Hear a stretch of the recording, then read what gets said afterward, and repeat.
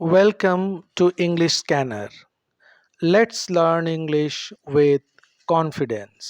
आज के वीडियो में हम सीखेंगे आर्टिकल से पूछे जाने वाली सभी महत्वपूर्ण क्वेश्चंस को। तो चलिए शुरू करते हैं। हमारा पहला क्वेश्चन है Ron studies in dash European university.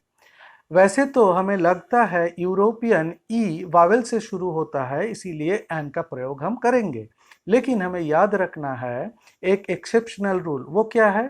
अगर किसी वर्ड का प्रोनाउंसिएशन यू या वा इस साउंड से शुरू होता है तो उससे पहले हमेशा हमें ए का प्रयोग करना है, इसीलिए यहाँ आंसर होगा ए। ऐसे यूरोपियन की तरह और कुछ वर्ड है, यूनिवर्सिटी, यूनिक, यूजफुल आदि, और वा से शुरू होने वाली शब्द में से ए 1 रुपी नोट, ए 1 आइड मैन, ऐसे कुछ एग्जाम्पल हैं।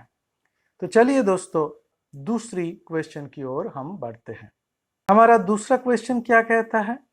हमारा दूसरा क्वेश्चन कहता है our class teacher is late by dash R. यहाँ आर शब्द भी एच से शुरू होता है जो कि एक कॉन्सोनेंट है, लेकिन इसका जो प्रोनाउंसिएशन है यानी उच्चारण है वो एच से शुरू नहीं होता है।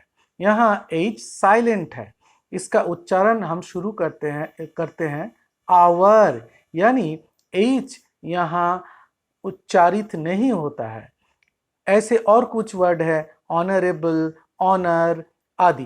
तो इस तरह के वर्ड से पहले जहाँ एच साइलेंट हो वहाँ हमें एन का प्रयोग करना है। तो यहाँ हमारा उत्तर होगा एन।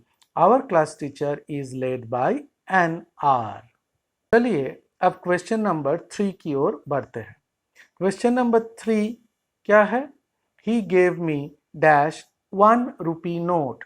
यहाँ भी 1 रुपी नोट ओ वावेल से शुरू होता है, एन होने का चांस ज़्यादा है, लेकिन अभी मैंने आपको समझाया कि किसी वर्ड का उच्चारण अगर वा इस साउंड से शुरू हो तो उससे पहले हमेशा ए का प्रयोग करना है, एन का नहीं।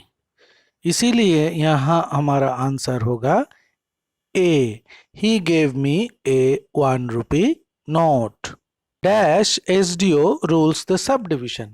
हमें याद रखना है जब कभी भी वैसे एब्रिविएशंस है जैसे MLA, FRCS, MBBS, BA, MA, तो हम इन वर्ड्स का उच्चारण अलग अलग करते हैं यानी लेटर वाइज करते हैं। तो अब इनको उच्चारण करते समय हमारा पहला लेटर का जो साउंड है अगर वो वावेल से शुरू होता है तो हमें एन का यूज़ करना पड़ेगा, लेकिन अगर वो कॉन्सोनेंट से शुरू होता है तो उससे पहले हमें ए का प्रयोग करना पड़ेगा। यहाँ देखते हैं हमारा जो उच्चारण है वो है एस डी ओ। अब एस का उच्चारण हम कैसे करते हैं? एस, यानी इसका उच्चारण एक वावेल साउंड से हो रहा है, इसीलिए यहाँ हमें एन का यूज करना पड़ेगा। लेकिन कोई ऐसा एब्रिविएशन होता जैसे बी ए, यहाँ देखिए बी का प्रोनाउंसिएशन करने के लिए हमें कोई वावेल साउंड का यूज नहीं करना पड़ रहा है, इसलिए यहाँ हमें ए का प्रयोग करना था। लेकिन हमारा अगला क्वेश्चन है क्वेश्चन नंबर 5। क्या है? The baby got dash bad cold.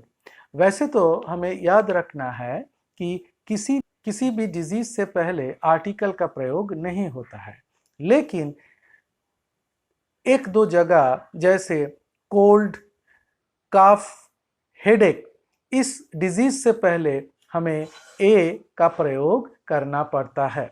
जैसे the baby got dash bad cold, तो आंसर होगा the baby got a bad cold. उसी तरह अ बैड हेडेक भी हम यूज करते हैं। तो अगले प्रश्न की ओर बढ़ते हैं। हमारा अगला क्वेश्चन क्या है? Dash earth is the only planet to have life। यहाँ डैश अर्थ, यहाँ हमारा आंसर क्या होगा? ऑप्शंस है ए एंड द और नन। हमें याद रखना है कोई भी चीज अगर यूनिक हो यानी एक ही सिर्फ हो, जैसे सन, स्काई, अर्थ, तो इनसे पहले हमेशा हमें द आर्टिकल का प्रयोग करना है। इसीलिए हमारा आंसर होगा the earth is the only planet to have life. तो चलिए क्वेश्चन नंबर 7 की ओर बढ़ते हैं। The breeze is blowing from dash north। यहाँ डायरेक्शन, नॉर्थ एक डायरेक्शन है, यानी नॉर्थ की तरफ से, उत्तर की तरफ से ब्रीज यानी हवा बह रही है। हमें याद रखना है नॉर्थ, साउथ, ईस्ट, वेस्ट, इन डायरेक्शन से पहले हमेशा आर्टिकल, डेफिनिट आर्टिकल द का प्रयोग किया जाता है। इसीलिए यहाँ आंसर होगा द, यानी the breeze is blowing from the north. ठीक है, तो समझ में आ गया होगा। उसी तरह from the south, from the east ऐसे भी होता है। चलिए अब हमारा क्वेश्चन नंबर 8 हम सॉल्व करते हैं। Our house faces dash west. तो अभी आपको लग रहा होगा कि वेस्ट से पहले, वेस्ट जो एक डायरेक्शन है, यहाँ द का हम प्रयोग करेंगे, लेकिन ये द नहीं होगा। क्यों नहीं होगा? क्योंकि हमें याद रखना है कि इस सेंटेंस में वेस्ट ये एडवर्ब की तरह यूज हो रहा है, हाँ, जो फेसेस वर्ब को क्वालिफाई कर रहा है। तो हमें याद रखना है अगर direction east west, south north adverb की तरह यूज होता है तो उससे पहले हमें कभी आर्टिकल का प्रयोग नहीं करना है।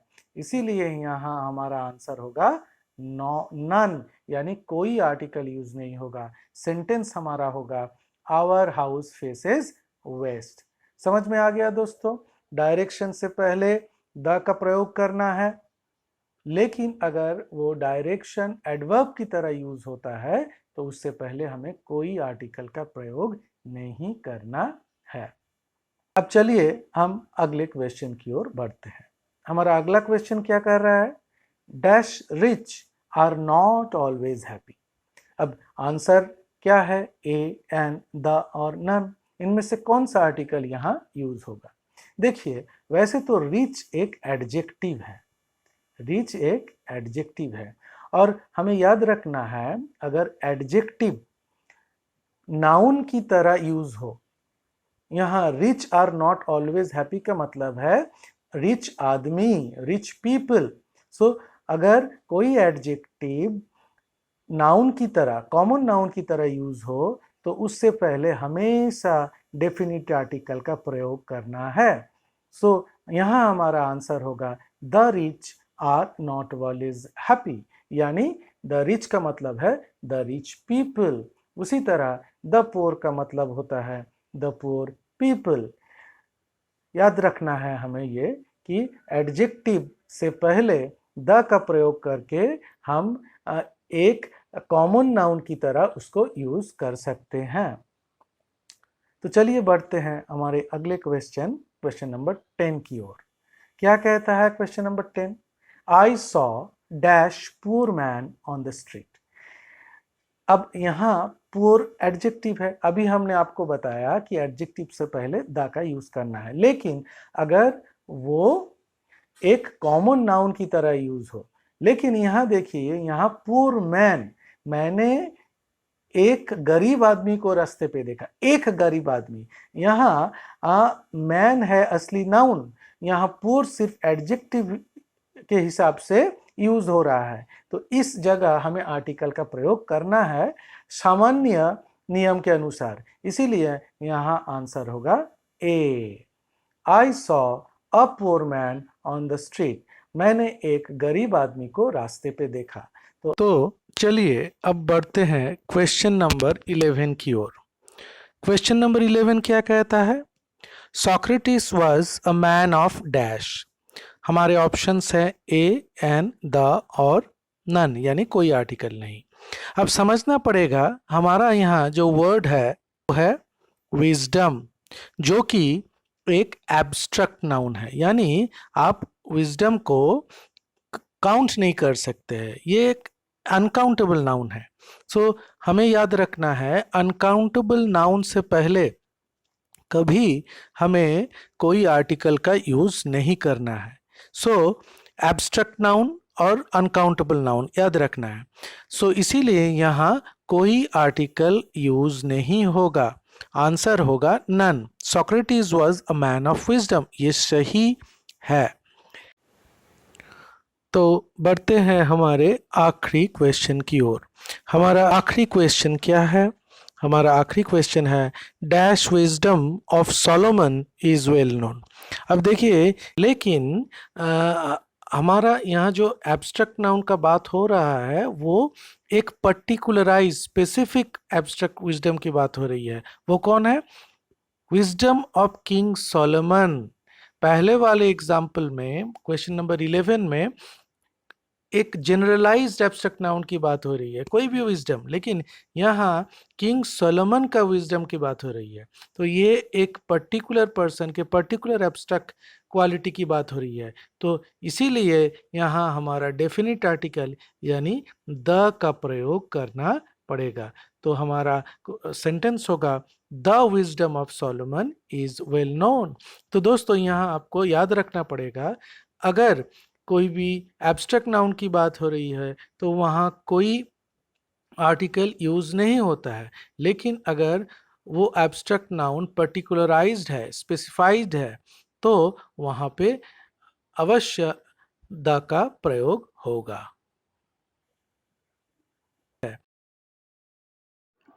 आशा करता हूँ कि सभी नियम आपको समझ में आ गए हैं।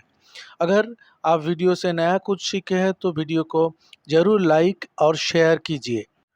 ऐसी और इन्फॉर्मेटिव वीडियो के लिए हमारे चैनल को सब्सक्राइब कीजिए और इंग्लिश सीखते रहिए कॉन्फिडेंस के साथ।